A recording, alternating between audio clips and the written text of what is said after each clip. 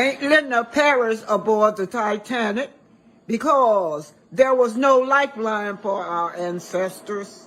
Again, hit that like button, share and subscribe, and don't forget our ancestors who died on the Titanic. Black Titanic.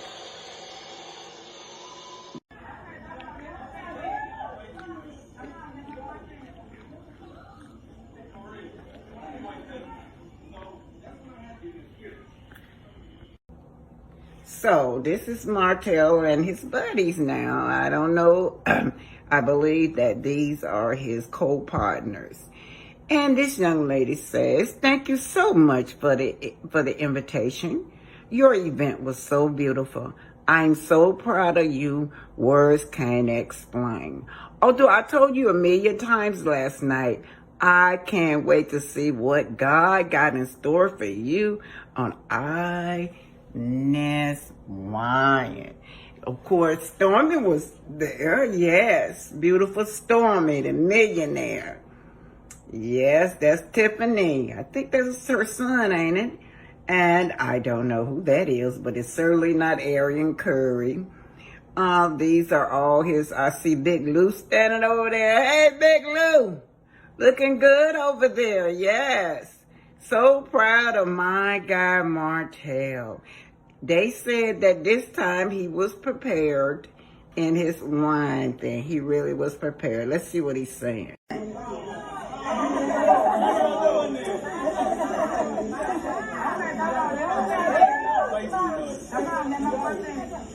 This is by way of what's happening. So that's what I have given as gifts. Everyone tried. Everyone who tried it.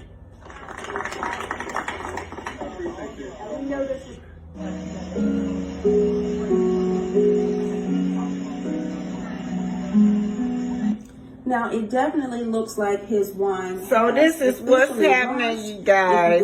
Arian Curry was not there. Order it. And Cherie was not there. Red wine made with love.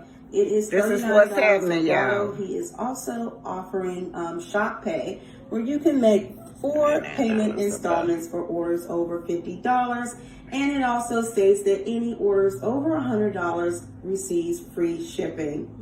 All right, you guys. So I guess Martell. All right, y'all. This is what's happening. Thank you for the video. So Inest wine. Inest. Martell has officially launched his wine, you guys. Yes. Yes, he's had it and looks like everybody was there. I know that Storm. Martell Holt from Love and Marriage Huntsville dating Sheree phone collector Whitfield. I'm sorry, Carlos. I have questions. This is what's happening. All the raindrops. We have so many questions. I hate to just jump in like this. That's okay. They know you, Jasmine. But the girls want to know. Starting out, did you hook them up? Because that's been the question on everybody's list. So please let us know. I mean, I feel so bad for you jumping in, but did you hook them up? Because we have to know. So for my listener, she needs no introduction. This is my executive producer, Jasmine Henley Brown, who is asking if I hooked up Sheree and Martell. The answer is no. I did not hook them up, which is shocking, and I promise you, listen, y'all know me, I don't mind taking credit for things that are iconic, okay? I had no idea Martell and Sheree were dating until 6 weeks ago. So neither of them told you. Let's just say this. Please, say it. So the world found out this week where Sheree confirmed that she is, hanging out with Martell, seeing him, dating him, whatever the case may be. I found out 6 weeks ago, before you guys, because I was told by a mutual friend. I am not the mutual friend Sheree Whitfield speaks of, by the way. But I was told through somebody who knows Sheree and Martell that they were seeing each other. And I was in my drop top. You were So this is Destiny in her store, It's not even y'all. on right. It needs a little heat on it. And as we all know, that Destiny employees say that she doesn't Hello, pay everybody. them. I am in Madani Beauty. And there are my Madani Beauties. Hi, my Madani Beauties. You know what? Just I came in to do wonder a which quick one of little those drop girls she today. didn't pay. Check in on things. Check in on sales. Her wig station. Products. She didn't have no hair in there. What I wanted some gray hair when I went in there. So listen, yes, we're open for business. I just posted that we have new hours. We are the first beauty supply store open in Huntsville at 8 o'clock. So you have a whole hour to shop before everybody else opens. At Madani Beauty at 1010 Jordan Lane. Come out and see us. I don't know, lip gloss on. Come out and see us. We're here. My beauty girls are here. They're here thinking and Let me working. see. And thinking Which of stuff one to of them do. you didn't pay, They're girl? amazing. They're And it is amazing. You about need it. to They're pay them. amazing. Who's that? I've been using your hair serum so far, so good. Yay! Thank you for using my serum. We're gonna, as you can see, it's in here. It's in store. We haven't put it online yet. So we can see this is Destiny having photos with her baby. And Letitia Scott said, happy second birthday. This baby 2 years old already. Happy birthday, handsome one. So how did she lose custody of her? Just how did she lose custody of her baby, y'all? Destiny does not have custody of her baby. And she was trying to say that Lil Barry was an unfit dad. Y'all remember how she painted that man? Said the man wouldn't even hold the baby just for her to go in there and take a shower. But anyhow, she has this thing going on with her mother-in-law. Well, she asked this man to choose between his mother, and her. And Lil Barry got the hell on down the road. That's pretty, oh wow. Yeah, so here's this mother right here that does not have custody of her child.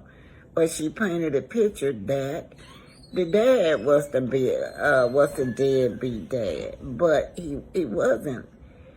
Anyhow, so Melody even gave her money to help fight for custody for her child.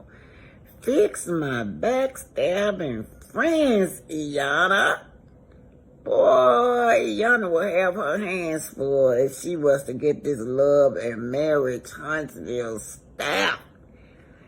Yes, and then too, I was watching Ivana got one on there where about this love triangle between the mother and the baby's mom. She hate the mom, so the mom is not allowed to the house. The mother's not even allowed to see the baby. So Destiny probably would have been like that if Lil Barrick didn't have custody of it.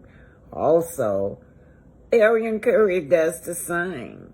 She gets on social platform and talks about Miss Marlene and an incestuous relationship with Martell, that she uses him for her man. Beautiful child. And then y'all saw the store. He got the little baby is just gorgeous. In the world in livestock meat production. In the early 1900s, nearly 80% of Omaha's population of an estimated 125,000 people had livestock-related jobs. These workers were primarily of European descent, and from 1910 to 1919, their participation in labor strikes and the First World War left many vacancies at the meat packaging plants. To fill the void, company owners vigorously recruited blacks in the southern states. There were ads in papers in Omaha and throughout the South that beckoned blacks to come north to better wages and living conditions. The wages that blacks were paid at the Omaha plants were lower than white workers, but it was significantly more money than they could earn in the South. Hundreds of blacks began to replace white plant workers, and by 1915, a burgeoning black community was established near the meat packaging plants in South Omaha and the near north side of the city. A new African-American newspaper called The Monitor began circulation in the summer of 1915. The Monitor was published weekly with news stories, columns, and advertising that was vital to establishing a strong sense of community among blacks in Omaha. By 1920, over 10,000 African Americans were living in Omaha.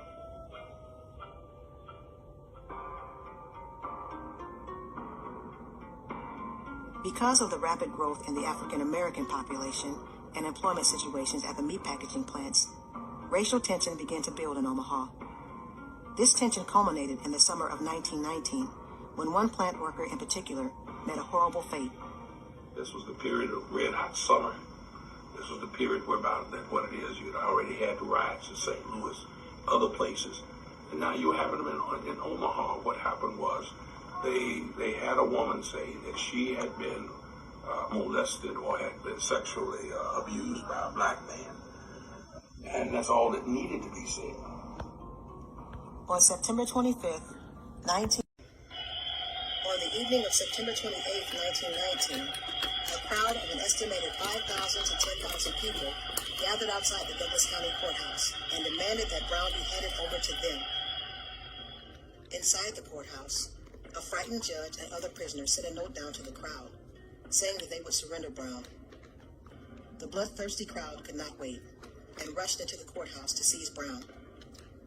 Once in the hands of the crowd, Brown was beaten, hung from a lamppost, and shot more than 100 times. Actor Henry Fonda, at the time just 14 years old, witnessed the horrendous event from a second-story window at his father's printing company across the street from the courthouse.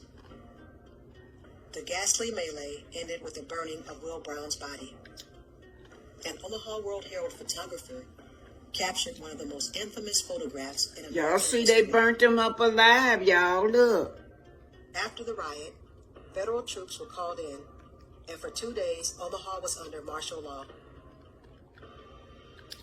Even though over 100 people were arrested in connection with the riot and the murder of Will Brown, no one was charged.